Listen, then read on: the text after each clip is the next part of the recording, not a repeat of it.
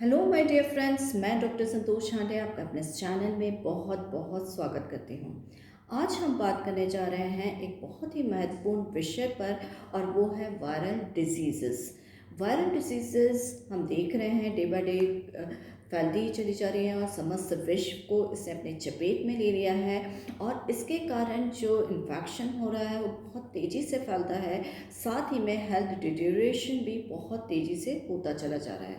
तो क्या ऐसा किया जाए जिससे कि ये वायरल डिजीज़ फर्स्ट स्टेज में हम प्रिवेंट कर सकें, और साथ में यदि कभी इन्फेक्शन हो जाए तो हम उसमें जल्दी रिकवर कर सकें। आज इसी विषय पर हम चर्चा करने जा रहे हैं। यदि आप मेरे इस चैनल में नए हैं तो इसे सब्सक्राइब कर लीजिए और इस वीडियो को शुरू से आखिर तक ज़रूर से देखिए, क्योंकि मैं इसमें उपयोगी जानकारी आपसे शेयर करने जा रही हूँ। वायरल इन्फेक्शन शुरू से ही मनुष्य को जाति के लिए एक थ्रेटन रहा है, और हमने पिछले कुछ दशकों में देखा जैसे चिकनगुनिया है या फिर डेंगू है, इन जैसे डिजीज़ेस ने काफ़ी ज़्यादा आतंक मचाया। और अभी कोविड-19 का समय है।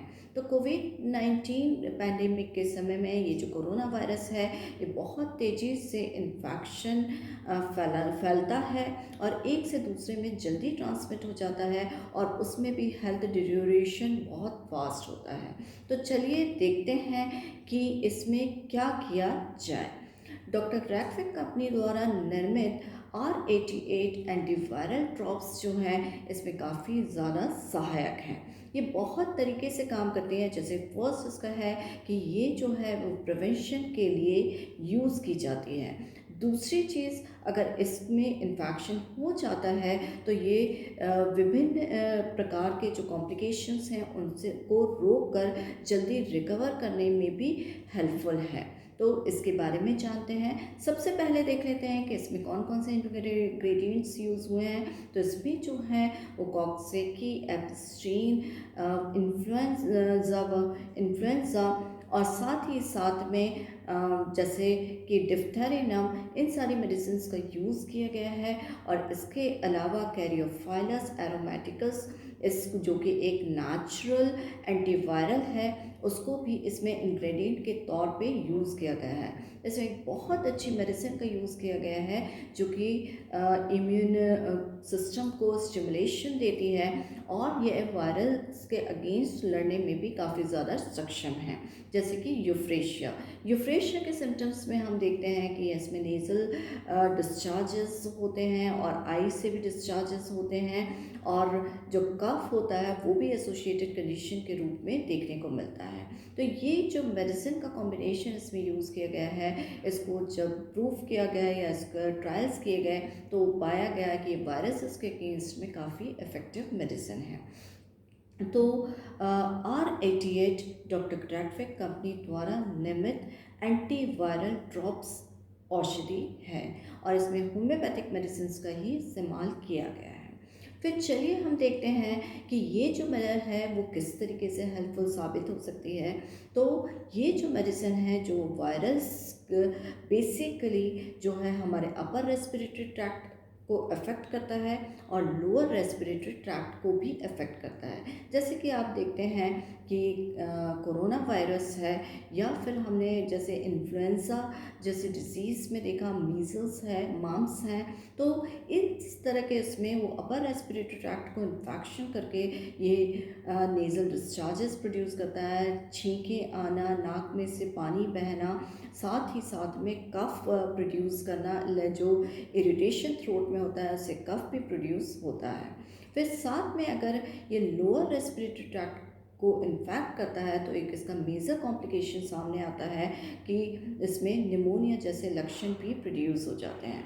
तो वो एक बड़ा कॉम्प्लिकेशन है। तो ये जो मेडिसिन है वो इस अपर रेस्पिरेटरी ट्रैक्ट इन्फेक्शंस में भी का यूज़फुल है, और लोअर रेस्पिरेटरी ट्रैक्ट इन्फेक्शंस को भी कंट्रोल करने में काफ़ी ज़्यादा हेल्पफुल है। साथ ही में अगर जो एसोसिएटेड फीवर कंडीशन होती है, जितने भी वायरल इन्फेक्शंस होते हैं उसमें मोस्टली केसेस में फीवर भी एसोसिएटेड रहता है, तो ये उस फीवर को भी कंट्रोल करती हैं। तो चलिए इसके डोजेस के बारे में बात कर लेते हैं। सबसे पहले हम बात करेंगे प्रिवेंशन की। जैसे कि मालूम है, prevention is better than cure. तो प्रिवेंशन के लिए हमें क्या करना चाहिए, इसके कैसे डोजेस लेना चाहिए। तो 10 ड्रॉप्स थोड़े से पानी में डाल के दिन में एक बार आप प्रिवेंशन के लिए यूज़ कर सकते हैं। जब आसपास में देख रहे हैं कि इन्फेक्शन काफ़ी ज़्यादा फैल रहा है तो इसका इस्तेमाल बिल्कुल किया जा सकता है। अब दूसरी कंडीशन आती है कि अगर ये इन्फेक्शन हो गया है तो उस कंडीशन में क्या करना चाहिए। तो यहाँ पर अगर एडल्ट पर्सन है तो उसके 10 ड्रॉप्स थोड़े से पानी में डालकर दिन में 3 बार लिया जाना प्रस्तावित है।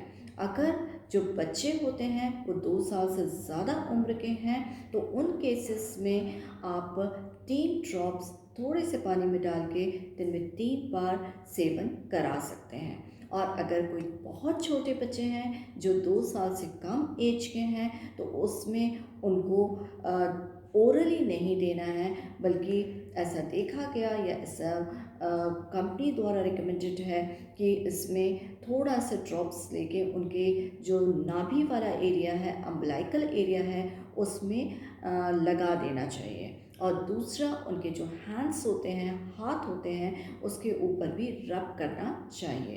तो ये इसके डोजेस लेने का तरीका है। और ये जो मेडिसिन है वो प्रिवेंशन के लिए भी है और साथ ही में अगर हो जाए तो कॉम्प्लिकेशंस को कम करके रिकवरी पीरियड को भी बढ़ाती है। तो I hope this information will be useful for you.